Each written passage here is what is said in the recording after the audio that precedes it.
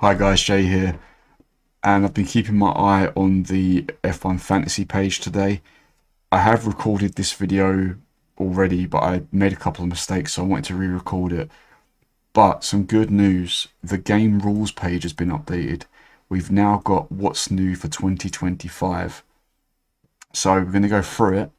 Take it with a pinch of salt because the other pages are still not updated.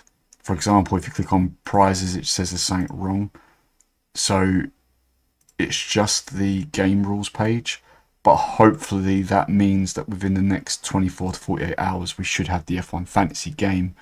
I'll get my team selection video out as soon as I can. I'm out on Thursday, so I'd like to try and stick to my 12 o'clock schedule, but I will try and get it out as soon as I can. But anyway, let's go through it.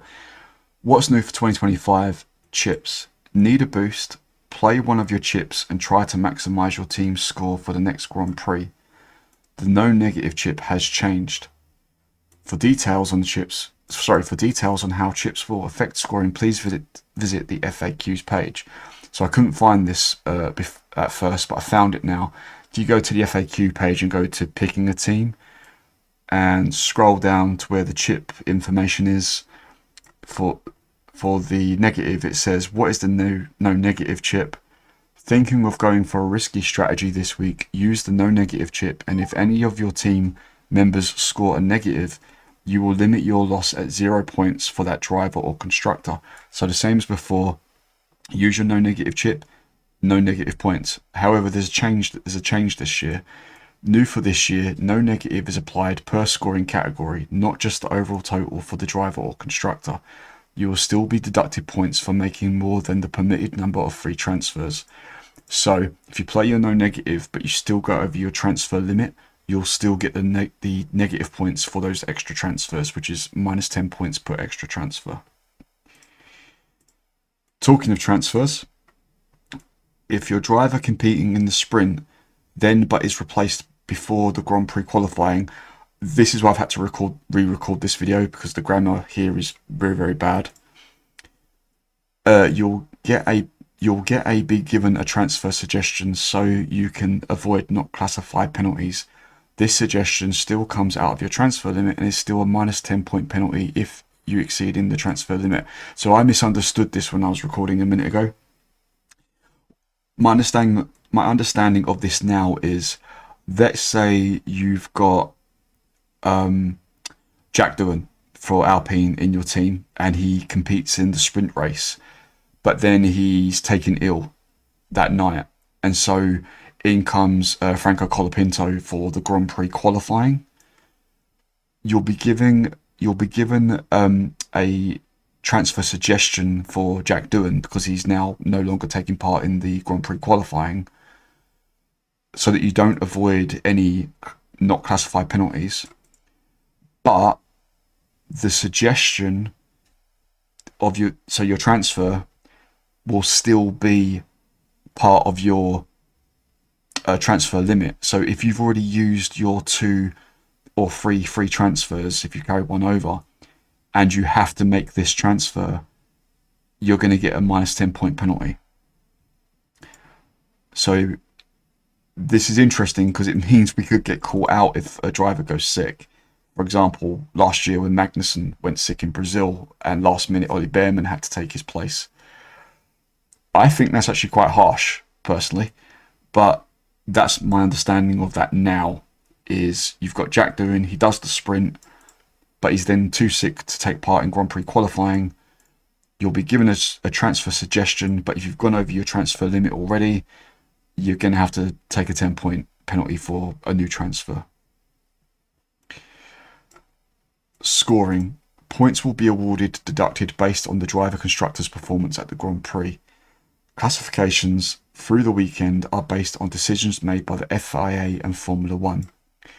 So if you're new to F1 Fantasy, I'll go through the points because there is one little change, one or two little changes, sorry. Qualifying for the drivers, 10 points for pole position, 9 points for second place, 8 points for third place, 7 points for fourth place, 6 points for fifth place, 5 points for sixth place, 4 points for seventh place, 3 points for eighth place, 2 points for ninth place, 1 point for 10th place, And then Q2 and Q3, no points. So 11th to 20th, no points. -5 points for no time set. So if a driver comes out and they crash on their out lap and they haven't set a time, -5 points. And if they get disqualified for any reason, it's -5 points. It also says drivers who do not set a time in Q1 will be given a 5-point penalty. This includes inactive drivers. So if your driver comes out in Q1, doesn't set a penalty, like I say, they crash on their out lap, 5 points, -5 points. Constructors will score the combined total of their 2 drivers in qualifying as listed above. Constructors will also score points for achieving one of the following. Neither driver reaches Q2, -1 point. So let's say you've got Nico Hülkenberg and, let's say you've got Kik Sauber in your team, I should say, and Bortoletto and Hülkenberg don't get through to Q2, then your Kik Sauber asset, your constructor, they'll get -1 point. One driver reaches Q2, 1 point. Both drivers reach Q2, 3 points. One driver reaches Q3, 5 points. Both drivers reach Q3, 10 points. For the sprint, for drivers, 1 point gained per position, minus a point per position lost. So gain a position, a point, lose a position, minus a point. 1 point for every overtake, but they have to be valid overtakes, which we'll get to at the end. Fastest lap, 5 points. We'll get to fastest lap in a minute. Sprint result. First place gets 8 points. Second place gets 7 points. Third place gets 6 points. Fourth place gets 5 points. Fifth place gets 4 points. Sixth place gets 3 points. Seventh place gets 2 points. Eighth place gets 1 point. And then 9th to 20th gets 0 points. Now, last season, a DNF not classified was -20 points, and a disqualification was -25 points. This season, they're both -20 points. So DNF and disqualification are the same, -20 points for this season. And that's the same for the actual Grand Prix as well, which you're going to see in a minute. DNF not classified penalties apply to all drivers, including those classed as inactive or otherwise not included in the final starting grid list for the race. Constructors will score the combined total of their 2 drivers in the sprint as listed above. So if your drivers get first and second, if the say Leclerc and Hamilton get first and second, then if you've got the Ferrari constructor asset, you get 15 points because 8 plus 7. For the race, drivers, the same 4 positions gained, positions lost, and overtakes. We've still got the fastest lap, 10 points, so that's great, because obviously fastest lap is no longer a thing for the real F1, but we still get 10 points for fastest lap, and we still get 10 points for driver of the day, which again you'll see in a bit is still voted by us, the fans. Race result, the same as in IRL F1, the same as last season. So first place 25 points, second place 18 points, third place 15 points, fourth place 12 points, fifth place 10 points, sixth place 8 points, seventh place 6 points, eighth place 4 points, ninth place 2 points, 10th place 1 point, and then 11th to 20th no points. And as I said during the sprint scoring, -20 points for a DNF and -20 points, not 25, -25 for disqualification.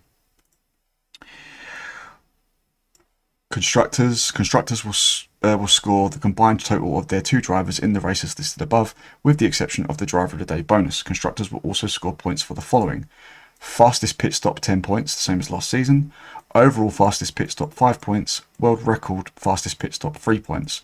So last season the constructor also got the fastest lap 10 points, but they don't get it this season, just the pit stop and overall fastest pit stop and world record fastest pit stop. But also, a single constructor may score up to 18 points by recording the 3 fastest pit stop times in the race. So my understanding of that is, let's say you've got Red Bull and it's a 2-stop strategy. They stop twice, but then they have to stop for a third reason. Maybe they're going to go for softs because they've got the gap. If all 3 of those pit stops are the fastest for that race, your constructor will get 18 points. Team management, it just says that you still get -10 points for any additional transfer. It doesn't say if the amount of free transfers has changed. Last season it was 2 free transfers, but you could carry 1 over if you didn't use it, so you could have 3 free transfers. Doesn't mention anything here, but still minus 10 points for any additional transfer. And general notes, positions gained lost are calculated based on the starting and finishing position of the driver in the race and not their qualifying result. Unclassified drivers will not have any positions lost calculated. Instead, they will receive the minus 20 point penalty. Cars starting from the pit lane will be considered to have started from a position relative to the last car on the grid.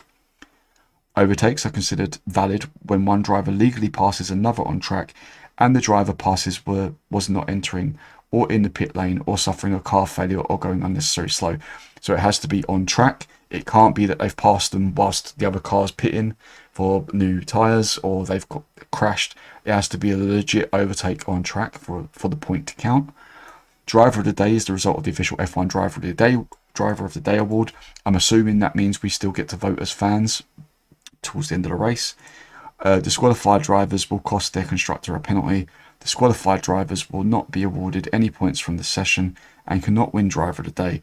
Pit stops completed by drivers who are later disqualified will not be included when constructor points are calculated. So, that's it. Like I say, I've recorded this already, but I made a couple of mistakes, so I just wanted to quickly re-record it. I will try and get it up as soon as possible today. I also looked at F1 Fantasy Tools, but they're still updating their page for the new season.